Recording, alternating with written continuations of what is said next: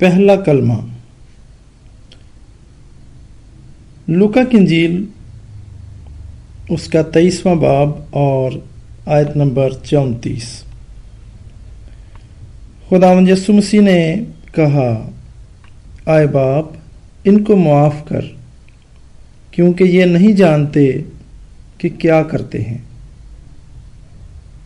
میرے عزیزو، خداوند یسوع مسیح نے یہ کلمہ کس کے لیے،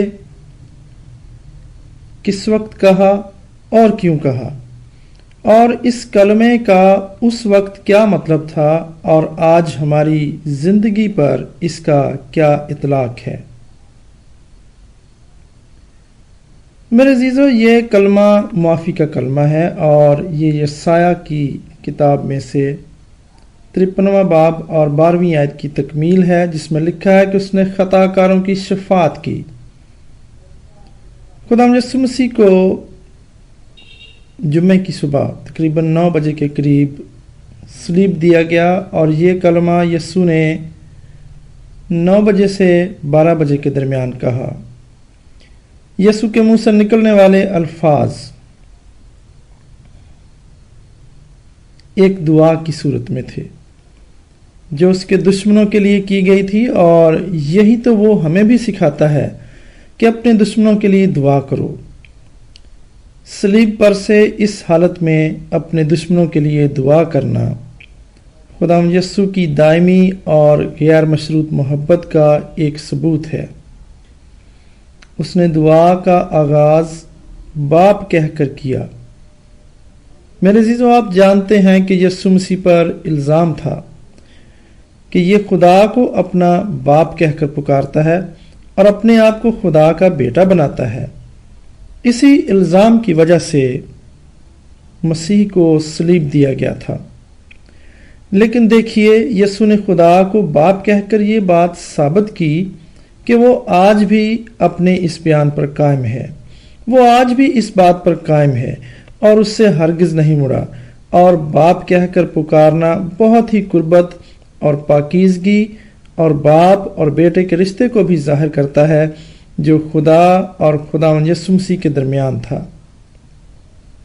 خداوند یسوع نے کہا، کیونکہ یہ نہیں جانتے کہ کیا کرتے ہیں۔ میرے عزیزو، اس جملے کا کیا مطلب ہے؟ یہ جملہ گناہ کی گہرائیوں کو ظاہر کرتا ہے۔ ہمارا گناہ کا تصور بڑا اوپری سا ہے۔ گناہ کس طرح ہمیں دلدل میں مسلسل دھکیل رہا ہوتا ہے، ہمیں اس کا بالکل بھی اندازہ نہیں ہوتا۔ ہمیں لگتا ہے کہ بالکل نارمل حالات ہیں، بالکل ہر چیز نارمل طریقے سے چل رہی ہے، لیکن گناہ اپنی سنگینی کو لیے ہوئے ہماری زندگی میں ایک گہرا اثر کر رہا ہوتا ہے، اور ہمیں اس کا پتہ نہیں چلتا کہ آپ کتنے گنہگار ہیں اور گناہ کا آپ کی زندگی میں کتنا بڑا کردار ہے۔ اس بات کا اس وقت پتہ چلتا ہے جب آپ کلام مقدس کی روشنی میں آتے ہیں۔ کلام مقدس میں لکھا ہے، لوگ اس لیے نور کے پاس آنا نہیں چاہتے تاکہ ان کے کام ظاہر نہ ہو جائیں۔ جب تک آپ نور کے پاس نہیں آتے، آپ کے کام ظاہر نہیں ہوتے، اور جو نور کے پاس نہیں آتے اور جو نور کے پاس نہیں ہے، اس کو بھی بالکل بھی اندازہ نہیں ہوتا کہ وہ کیا کر رہا ہے۔ یہ لوگ خدا کے بیٹے کو صلیب دے رہے تھے، یہ لوگ خدا کے بیٹے کو مصلوب کر رہے تھے، اور انہیں معلوم نہیں تھا کہ وہ کیا کر رہے ہیں۔ ان کے گناہ کی سنگینی کا ان کو بالکل بھی پتہ نہیں تھا۔ ہم آج بھی کس طرح لوگوں کو دکھ کرتے ہیں، لوگوں کو پریشان کرتے ہیں، انجیل کی راہ میں روڑے اٹکاتے ہیں، رکاوٹ بنتے ہیں، اور پاک روح کو جگہ جگہ ناراض کرتے ہیں، اور ہمیں اس کا بالکل بھی پتہ نہیں ہوتا، ہمیں بالکل بھی اندازہ نہیں ہوتا کہ ہم کیا کر رہے ہیں۔ جب تک ہم کلام کی سچائی، کلام کے نور کے پاس نہیں آ جاتے، تب ہی ہمارے گناہ ہم پر ظاہر ہوتے ہیں۔ آئیے اس بات کو دیکھتے ہیں کہ یسوع نے یہ دعا کس کے لیے کی۔ سب سے پہلے دیکھتے ہیں کہ کیا رومی فوج یا پیلاطس کے لیے، کیونکہ رومن فوج یہ بالکل نہیں جانتی تھی کہ وہ کیا کر رہے ہیں۔ وہ جس آدمی کو مصلوب کر رہے تھے وہ نہیں جانتے تھے کہ وہ خدا کا بیٹا ہے یا وہ یسوع مسیح ہے یا وہ بادشاہوں کا بادشاہ ہے۔ وہ کس کو مصلوب کر رہے ہیں یہ انہیں بالکل بھی پتہ نہیں تھا۔ یہ تو ان کا روزمرہ کا کام تھا، کیونکہ وہ روزانہ بہت سارے لوگوں کو صلیب دیتے تھے۔ پیلاطس کو یہ تو پتہ تھا کہ یہ ایک راست باز شخص ہے، یہ بے گناہ شخص ہے، اور وہ جس شخص کو صلیب دینے جا رہا ہے وہ ایک بے گناہ شخص ہے۔ وہ یہ جانتا تھا، لیکن وہ مسیح اور خدا کے بارے میں یہودیوں کی تھیالوجی سے واقف نہیں تھا۔ اور اس کے بعد عام عوام تھی، یہ لوگ جانتے تھے کہ مسیح کون ہے اور خدا کون ہے، یہ اس تھیالوجی سے واقف تھے، لیکن یہ یسوع کو مسیح ماننے کے لیے تیار نہ تھے۔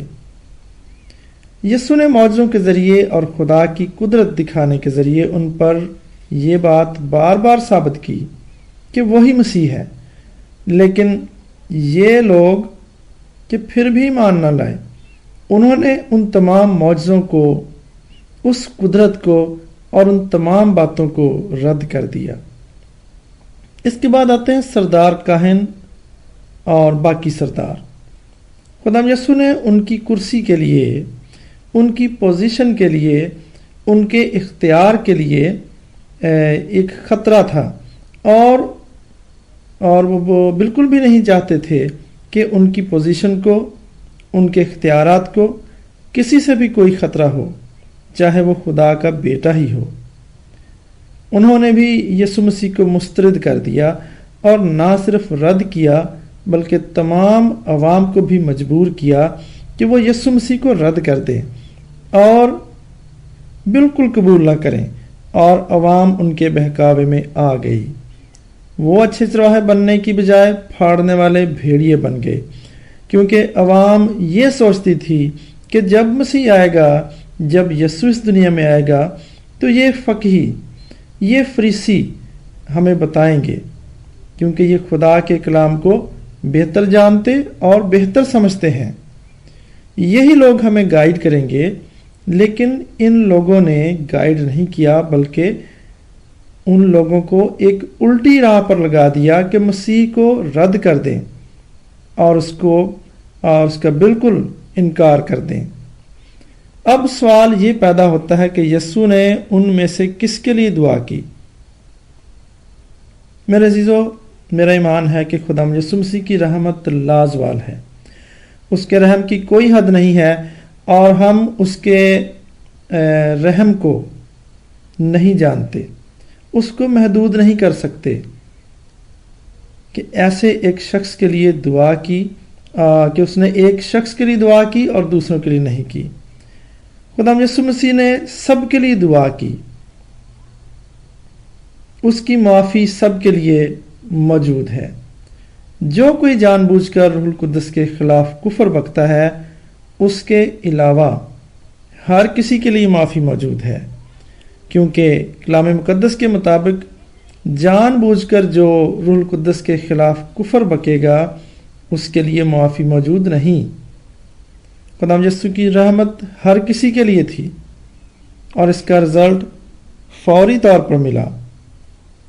جب ڈاکو جو کہ یسوع کے ساتھ مصلوب کیا گیا تھا، اس نے نجات پائی، وہ عام عوام میں سے تھا، اور وہ بھی یسوع مسیح پر تانے مار رہا تھا اور آوازیں کس رہا تھا اور یسوع کو برا بھلا کہہ رہا تھا، لیکن خدا یسوع مسیح نے اس کی زندگی کو تبدیل کیا اور اس نے یسوع کو نجات دہندہ قبول کیا۔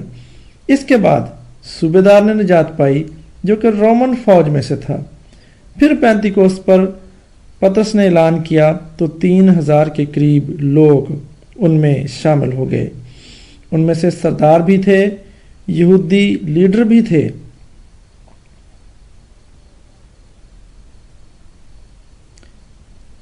مقدس پولس رسول خود ایک فریسی تھا، اور یسوع نے اس کو بھی نجات دی، لیکن تمام لوگ پھر بھی ایمان نہیں لائے۔ صرف وہی ایمان لائے جن کے دلوں پر چوٹ لگی اور جن کے دل کو یسوع نے تبدیل کیا۔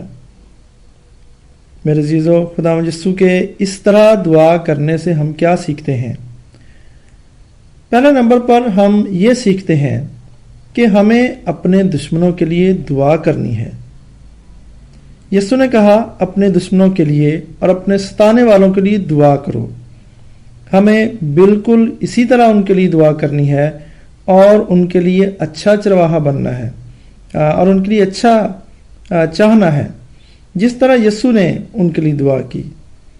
اس کے بعد ہم سیکھتے ہیں کہ مسیحی مذہب ہی ایک ایسا مذہب ہے جو معافی سکھاتا ہے، جو سکھاتا ہے کہ اپنے دشمنوں کو معاف کرو، اپنے ستانے والوں کا بھلا کرو۔ سارے لوگ بدلہ لینے کی کوشش کرتے ہیں، لیکن یہ ایک مسیحی ہی ہے جو نہ صرف معاف کرتا ہے بلکہ دعا بھی کرتا ہے، اور یہی مسیح کے پیروکاروں کی نشانی ہے۔ اس کے بعد ہم سیکھتے ہیں کہ خداوند یسوع گناہوں کی معافی دینے کی قدرت رکھتا ہے۔ اس نے صلیب پر ڈاکو کے گناہ معاف کر کے اور اس کو نجات دے کر یہ ثابت کیا کہ گناہ چاہے کوئی بھی ہو اور حالت چاہے کوئی بھی ہو، اگر آپ خداوند یسوع سے مانگیں گے تو وہ آپ کو بھی معاف کرنے پر تیار ہے۔ خداوند کے خادم چارلس اسپرجن نے کہا کہ گناہ چاہے کسی قسم کا بھی ہو، خدا اس کو معاف کرنے کی کوئی نہ کوئی وجہ ڈھونڈ ہی لیتا ہے۔ اگر آپ اس سے معافی مانگیں گے تو وہ آپ کو ضرور معاف کرے گا۔ خداوند یسوع نے وہ دعا ہمارے لیے بھی کی تھی اور آج بھی وہ ہماری شفاعت کرتا ہے۔ رومیو کا خط 8واں باب اور اس کی 34ویں آیت میں لکھا ہے، کون ہے جو مجرم ٹھہرائے گا؟ مسیح یسوع وہ ہے جو مر گیا بلکہ مردوں میں سے جی بھی اٹھا اور خدا کی دائیں طرف ہے اور ہماری شفاعت بھی کرتا ہے۔ اور پھر عبرانیوں کا خط 7واں باب اور 25ویں آیت میں لکھا ہے، اسی لیے جو اس کے وسیلے سے خدا کے پاس آتے ہیں وہ انہیں پوری پوری نجات دے سکتا ہے، کیونکہ وہ ان کی شفاعت کے لیے ہمیشہ زندہ ہے۔ میرے عزیزو، تو آج ہمیں کیا کرنا ہے؟ ہمیں یسوع مسیح کے پاس آنا ہے اور سچے دل سے اس کو نجات دہندہ قبول کرنا ہے۔ اسی لیے عبرانیوں کے خط میں ہمیں ہدایت کی گئی ہے، تو آؤ ہم سچے دل اور پورے ایمان کے ساتھ اور دل کے الزام کو دور کرنے کے لیے دلوں پر چھینٹے لے کر اور بدن کو صاف پانی سے دھلوا کر خدا کے پاس چلیں۔ خداوند آپ کو اس پاک کلام کے وسیلے سے برکت بخشے، آمین۔